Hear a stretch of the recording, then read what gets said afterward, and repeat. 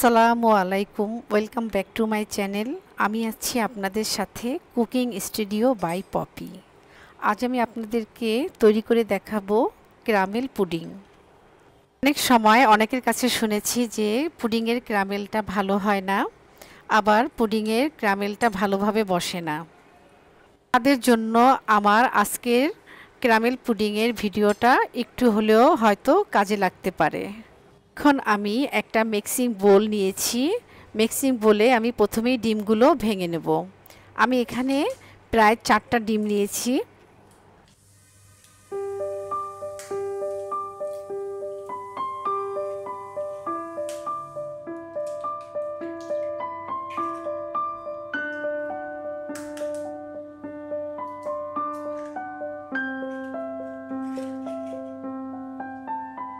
এখন একটা hand which দিয়ে আমি ডিমগুলো ভালোভাবে মিক্সড করে নেব।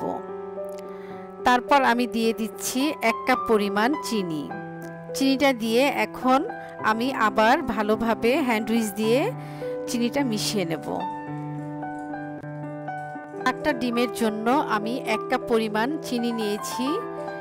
এর থেকে বেশি যদি আপনারা মিষ্টি খেতে চান তাহলে আরও 3 টেবিল চামচ চিনি দিয়ে দিবেন। তার থেকে বেশি দিলে পুডিংটা কিন্তু খেতে ভালো লাগবে না, অনেক বেশি মিষ্টি হয়ে যাবে।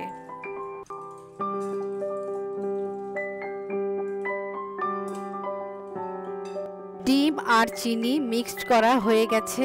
এখন আমি দিয়ে দিব ভ্যানিলা এসেন্স। এখান থেকে আমি সামান্য একটু ভ্যানিলা এসেন্স দিয়ে দেব।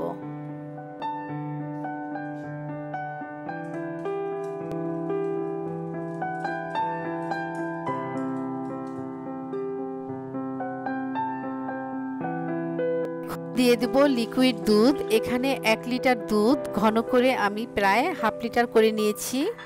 দুধটা দিয়ে একটু নেড়ে চেড়ে আমি দিয়ে দিব 1 কাপ পরিমাণ পাউডার দুধ। পাউডার দুধটা একেবারেই অপশনাল। আপনারা যদি পাউডার দুধ দিতে না চান সেক্ষেত্রেও আপনাদের পুডিংটা কিন্তু হবে।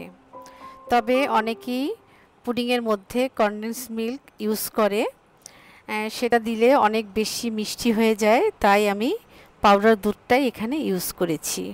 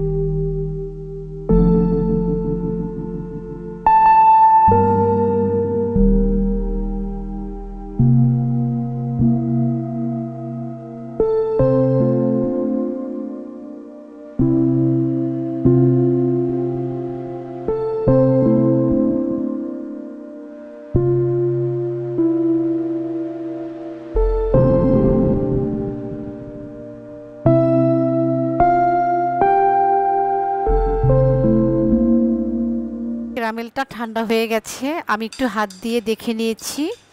এখন আমি একটা স্ট্রেইনার নিয়েছি, তার উপরে আমি দুধ আর ডিমের যে মিশ্রণটা আমি তৈরি করেছি সেটা এখন এটার উপরে ঢেলে দিচ্ছি।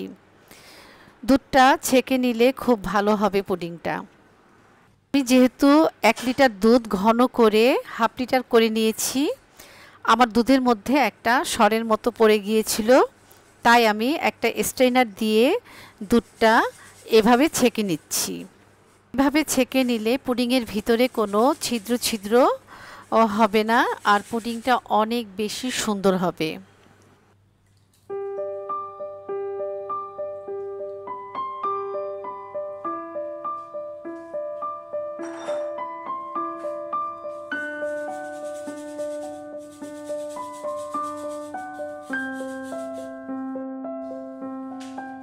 এখন আমি পুডিংয়ের মিশ্রণটা একটা ঢাকনা দিয়ে ঢেকে রাখবো।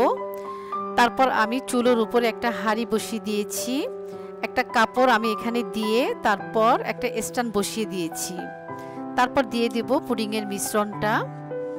কাপড়টা বসিয়ে দিয়েছি এই কারণেই, যেহেতু পুডিংটা আমি ভাপ দেব পানি দিয়ে, যেন পুডিংয়ের বাটিটা বেশি নড়াচড়া না হয়, সে কারণেই কাপড়টা আমি প্রথমে দিয়েছি। এখন আমি গরম পানি দিয়ে দিলাম, প্রায় 1 মগ পানি আমি প্রথমে দিলাম। তারপর আমি ঢেকে রাখবো, যদি পানির পরিমাণটা প্রয়োজন হয় পরবর্তীতে আমি আরেকটু দিয়ে দেব। আমি প্রায় 1 ঘন্টা পর পুডিংটা এখন দেখব যে পুডিংটা আমার কেমন হয়েছে। এখন পুডিংটা হচ্ছিল, তার মাঝখানে আমি আরেকবার ঢাকনা খুলে প্রায় 1 মগ পরিমাণ গরম পানি আবার দিয়ে দিয়েছিলাম। এখন আমি পুডিংটা একটু চেক করে নিলাম, পুডিংটা হয়ে গেছে। এখন আমি পুডিংটা নামিয়ে ফেলবো। পুডিংটা সারা রাত এভাবেই ছিল। তারপর আমি পুডিংটা ঠান্ডা হওয়ার পর ফ্রিজে রেখেছিলাম প্রায় 4-5 ঘন্টা।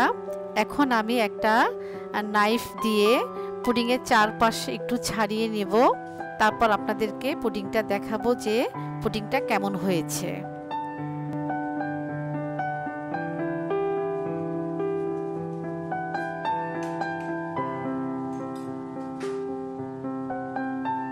গরম থাকা অবস্থায় বের করলে অনেক সময় পুডিংটা ভেঙে যেতে পারে, তাই পুডিংটা ঠান্ডা হওয়ার পর বের করলে পুডিংটা খুব সুন্দরভাবে বের হয়ে আসবে।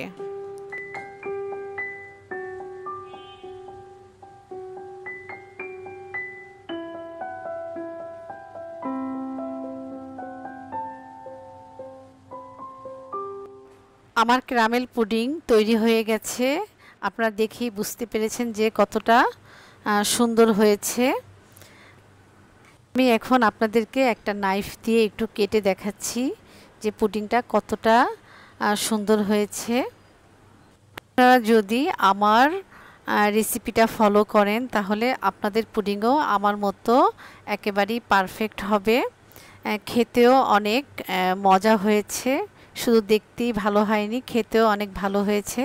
আপনারা দেখে হয়তো বুঝতে পেরেছেন যে পুডিংয়ের ভিতরে কোনো ছিদ্র ছিদ্র ভাব নেই, একেবারেই স্মুথ ছিল ভিতরটা।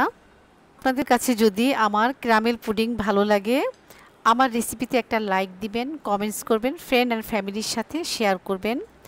যারা এখনও আমার চ্যানেলটি সাবস্ক্রাইব করেননি প্লিজ আমার চ্যানেলটি সাবস্ক্রাইব করে দিবেন, পাশে থাকা বেল আইকনটি প্রেস করে দিবেন, তাহলে আমার দেওয়া নতুন নতুন রেসিপিগুলো আপনাদের কাছে অনায়াসে চলে যাবে।